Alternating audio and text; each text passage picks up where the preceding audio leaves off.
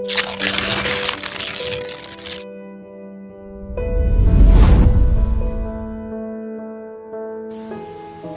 गांव के मुखिया रंगानाथ बड़े ही सज्जन व्यक्ति थे। पूरे गांव में उनकी ख्याति एक परोपकारी इंसान के रूप में थी। दूसरों की सहायता करने वाले और गांव की भलाई के काम में हमेशा आगे रहने वाले।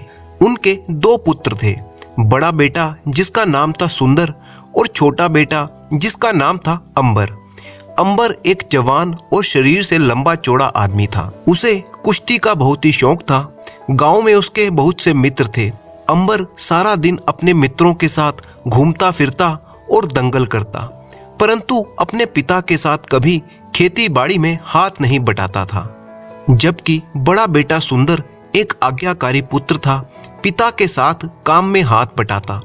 वह विवाहित था। उसकी पत्नी कुसुमलता एक कुशल गृहिणी थी। उसी ने पूरा घर संभाल रखा था। छोटा बेटा अंबर सारा दिन गांव में अपने साथियों के साथ घूमता फिरता रहता, कभी कभी कुश्ती भी करता। उसके माता पिता और भाई भाभी उससे बहुत प्रसन्न नहीं थे।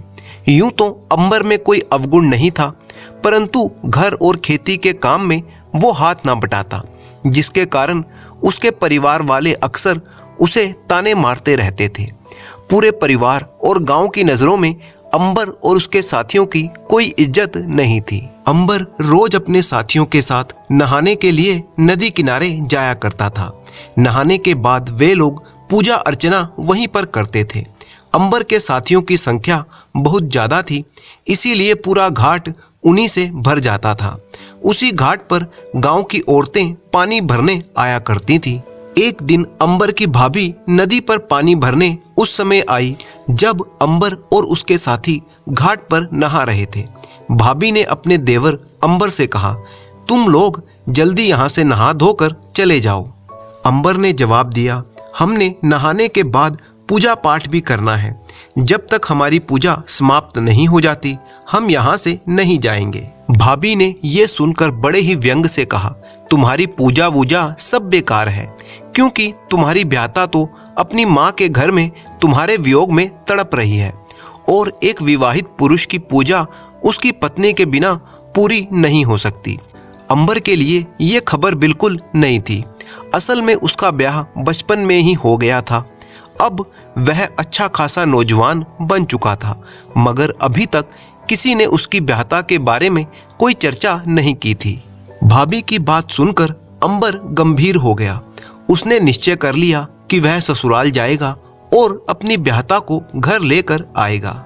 अगले दिन अंबर तैयार होकर ससुराल जाने लगा तो उसकी माँ और भाभी रोकने लगी। माँ ने कहा, तुम अभी मत जाओ, कुछ समय और गुजर जाने दो। वहां जाने का रास्ता बड़ा ही लंबा है और कहीं कहीं तो खतरे भी हैं।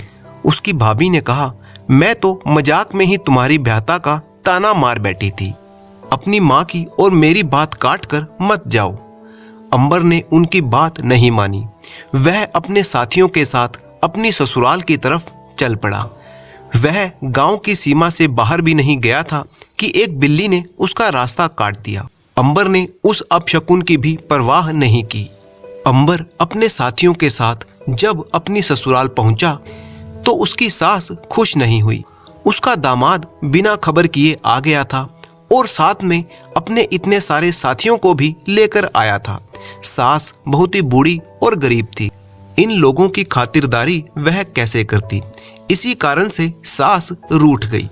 उसने अपनी बेटी यानी अंबर की घरवाली से कहा, सुबह का जो बचा कुचा खाना है उनके सामने रख दो, आपस में मिल बांट कर खा लेंगे।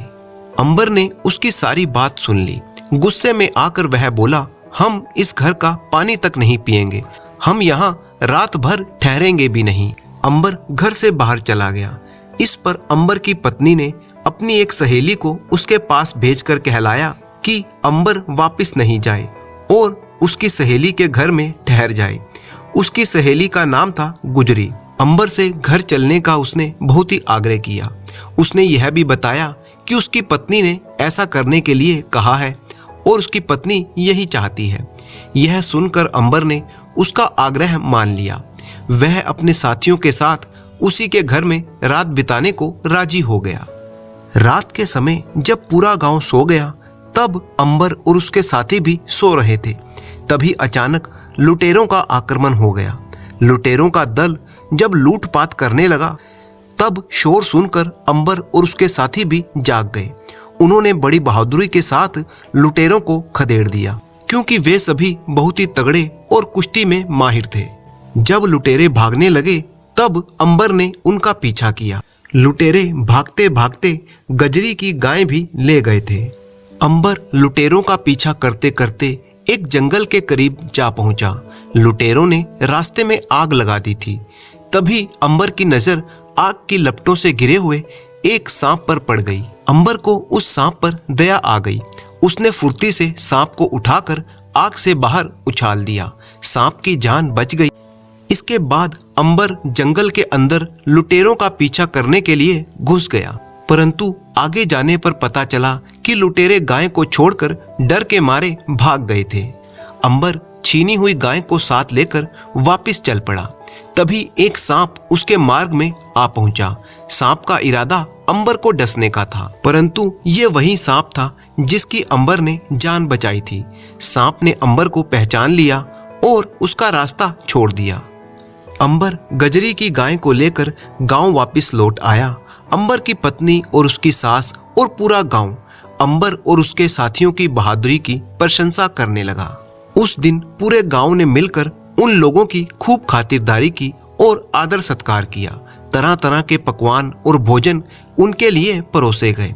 अगले दिन अंबर अपनी पत्नी को और अपने साथियों को लेकर अपने गांव के लिए रवाना हो गया। अंबर के घर पहुंचने से पहले ही उसकी बहादुरी की खबर गांव में पहले ही पहुंच चुकी थी। जब वह अपने साथियों और पत्नी के साथ गांव पहुंचा तो उनका भव्य स्वागत किया गया। पूरा गांव और उसका परिवार खुश था कि उनका बेटा ऐसा बहादुरी भरा कारनामा करके लौट आया है। अब अंबर अपनी पत्नी के साथ अपने परिवार में सुखपूर्वक रहने लगा। गृहस्थ जीवन की जिम्मेदारी आने के बाद अंबर का जीवन भी बदल गया। वह भी अपने पिता के साथ खेती के काम में हाथ बटाने लगा था, परंतु उसने अपना कुश्ती का शौक नहीं छोड़ा था। जब भी उसे खाली समय मिलता वह कुश्ती जरूर करता। अब पूरे गांव को अंबर पर गर्व था। गांव के नौजवान अंबर की तरह बलशाली और बहादुर बनना चाहते थे और साथ ही साथ अपने परिवार के प्रति उसका प्रेम देखकर सभी लोग आश्चर्यचकित थे।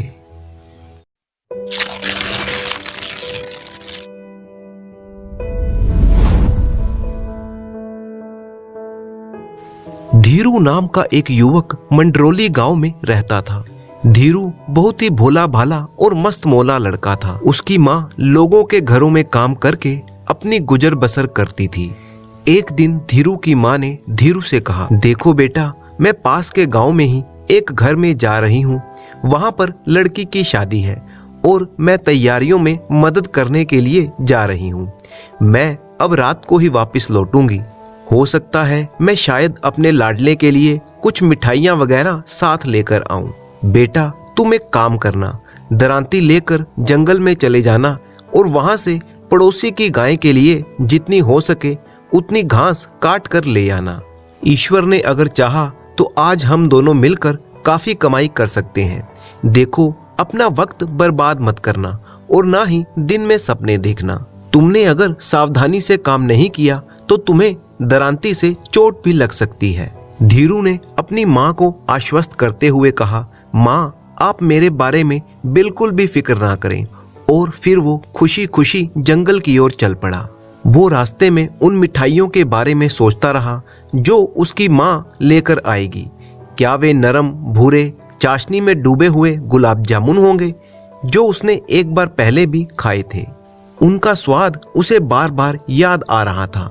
तभी उसने अपने आप को झिड़कते हुए कहा, बकवास बंद करो। माँ ने कहा था ना कि दिन में सपने नहीं देखना। वो जंगल में पहुंचने के बाद काफी लगन से अपने काम में लग गया। दोपहर के खाने के समय तक उसने काफी सारी घास काट डाली थी।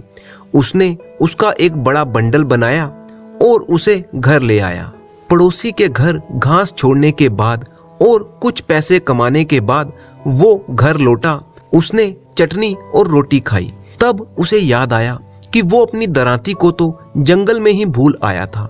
वो दौड़कर वापस जंगल गया। दरांती वहीं पर पड़ी थी जहां उसने दरांती को छोड़ा था। तपती धूप में दरांती एकदम गर्म हो चुकी थी। धीरू ने जब उस गर्म लोहे को छुआ तो उसे एक झटका सा लगा। उसकी दरांती को आखिर हुआ क्या था? वो अपनी दरांती का मुआयना कर रहा था कि तभी उसके पड़ोस में रहने वाला लल्लन उस समय रास्ते से गुजर रहा था। उसने कहा, अरे धीरू, तुम इतनी गौर से क्या देख रहे हो? मैं अपनी दरांती देख रहा हूँ, ये काफी गर्म हो गई है। हाय राम, लगता है इसे बुखार हो गया है। लल्लन ने धीरू की नासमझी पर हंसते हुए कहा, तो तुम इसे किसी वैद्य के पास क्यों नहीं ले जाते? पर जरा रुको, मुझे मालूम है कि तेज बुखार में वैद्य जी क्या दवाई देते हैं। आओ मेरे साथ चलो। दरांती को बड़ी ही सावधानी से पकड़कर लल्लन धीरू के साथ कुएं के पास चल पड़ा। कुएं पर पहुंचकर उसने दरांती को एक लंबी रस्सी से बांधा और फिर उसे कुएं के ठंडे पानी में लटका दिया। लल्लन ने कहा, अब तुम इसे इसी हालत में छोड़कर घर चले जाओ, परंतु तुम्हें रात होने से पहले यहाँ पर आना होगा। तब तक तुम्हारी दरांती का बुखार उतर गया होगा। परंतु मन ही मन लल्लन सोच रहा था कि अरे बेवकूफ, उतनी देर में तो मैं दरांती को यहाँ से गायब कर दूंगा और इसे ले जाकर या तो छिपा दूंगा या फिर बेच दूंगा। फिर धीरू की माँ दरांती खोने के लिए इसकी खूब मरम्मत करेगी। लल्लन ने फिर से कहा, मेरा यकीन करो, बुखार का यही सबसे अच्छा इलाज है। धीरू ने उसकी बात पर विश्वास किया और घर वापस चला गया। फिर वो सो गया। जब उसकी नींद खुली तो उस समय सूरज ढल रहा था। वह सोचने लगा, मैं माँ के घर आने से पहले दरांती को ले आता हूँ, अब तक तो उसका बुखार भी उतर गया होगा। फिर वो कुएं की तरफ चल पड़ा। वो कुछ कदम ही चला था कि तभी जब वो लल्लन के घर के सामने से गुजरा तो उसके घर के अंदर से करहाने की आवाजें आ रही थी। धीरू घर के अंदर गया। उसने देखा कि लल्लन की दादी एक खाट पर पड़ी हुई इधर उधर करवटें बदल रही थी। धीरू जब उनके पास पहुंचा तो वह एकदम डर गया। दादी का शरीर बहुत ही गर्म था। दादी को तेज बुखार था और धीरू के अलावा उनकी मदद करने वाला वहां पर कोई नहीं था। परंतु अब लल्लन की दया से धीरू को तेज बुखार का सही इलाज पता था। धीरू ने दादी को सावधानी से अपने कंधों पर उठाया और फिर वो कुएं की तरफ बढ़ने लगा। तभी लल्लन के एक पड़ोसी ने उससे पूछा, तुम दादी को कहाँ ले जा रहे हो? लल्लन ने कहा, इलाज के लिए, इन्हें बहुत तेज बुखार है ना। उस समय लल्लन और उसके पिता बूढ़ी दादी की दवाई लेने के लिए वैद्य के पास गए हुए थे। जब वो घर वापस पहुंचे तब उन्होंने देखा कि दादी घर में नहीं थी। वो बूढ़ी दादी को तलाशते हुए इधर उधर भटक रहे थे। तब उन्हीं के एक पड़ोसी ने बताया, उनकी दादी को धीरू अपने कंधों पर उठाकर कुएं की तरफ गया है। लल्लन को जब पूरी बात समझ में आई तो उसके होश उड़ गए। वो दौड़ता हुआ कुएं के पास गया और उसके पीछे पीछे उसके पिता भी हो लिए। लल्लन को दरांती चुराने का वक्त नहीं मिला था। धीरू ने उस समय अपनी दरांती को कुएं से बाहर निकाला और वो बूढ़ी दादी को रस्सी से बांधने लगा ताकि वो दादी को रस्सी से बांधकर कुएं में लटका सके और दादी का इलाज कर सके। ठीक उसी समय लल्लन और उसके पिता वहां आ पहुंचे। लल्लन के पिता ने चिल्लाते हुए कहा, अरे पागल, तुम ये क्या कर रहे हो? फिर उन्होंने धीरू को एक तरफ धकेला और अपनी बेहोश माँ को उठाने लगे। धीरू ने काफी उत्तेजित होकर कहा, चाचा, इन्हें बहुत तेज बुखार है, उन्हें रस्सियों से बांधकर कुएं में लटका दो। बुखार का यही सबसे अच्छा इलाज है। लल्लन ने ही ये मुझे बताया है। लल्लन के पिता अपने लड़के पर चीते की तरह झपटे। तुमने यह क्या नई खुराफात की है? वो चिल्लाए। मैं तुझे बाद में सबक सिखाऊंगा। अगर तुम्हें अपनी जान प्यारी है तो फौरन अपनी दादी को घर पहुंचाने और वैद्य को लाने में मेरी मदद करो। इसके बाद वो अपनी दादी को अपने घर ले गए। लल्लन की दादी कुछ ही दिनों में ठीक हो गई, पर लल्लन को उसके पिता ने जमकर पिटाई लगाई। इधर धीरू की माँ ने जब पूरी घटना सुनी तो उन्हें यह समझ में नहीं आ रहा था कि वह हंसे या रोए। वो धीरू के लिए स्वादिष्ट गुलाब जामुन लाई थी। दोनों ने मजे ले लेकर वे गुलाब जामुन खाए। इसके बाद माँ ने धीरू को समझाया कि दिराती क्यों गर्म हो गई थी और क्यों किसी चीज को कुएं में डालना उसका बुखार उतारने का सबसे अच्छा तरीका नहीं था। इस तरह से धीरू के भोलेपन का फायदा उठाने वाला लल्लन खुद अपने ही जाल में फंस गया। उस दिन के बाद से लल्लन ने कभी भी धीरू को बेवकूफ बनाने की कोशिश नहीं की।